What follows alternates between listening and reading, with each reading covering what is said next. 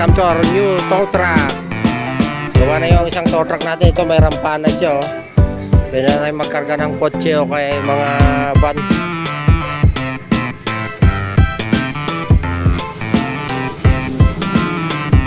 Ito yung mga printer natin. In-informa pa natin galing yung bagyo. Uy, natapon na. Ayan, welcome sa bago nating tow truck. For sale pa to, baka may gusto. Pwedeng pagkarga ng repair. Oh, double purpose. Bandela, emergency towing services.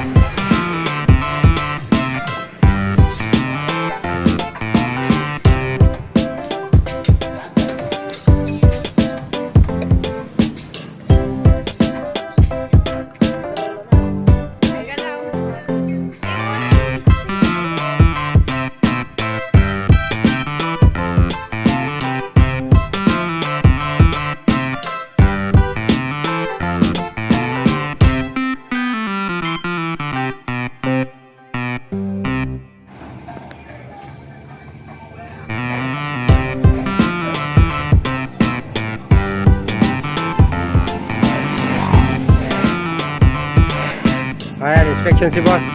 Kung tanggalin yan, yung ano lang, stencil lang.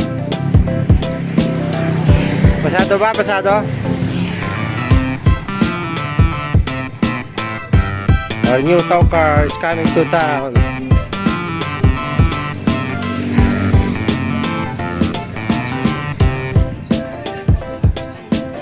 All around yung towing natin. Magkargaan muna natin ng kamote stocks.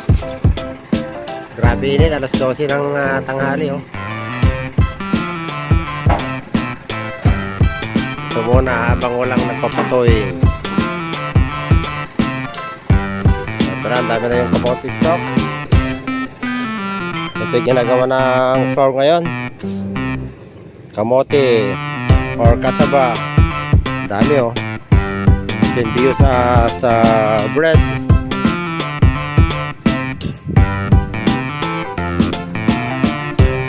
Kamote stocks. Hauling.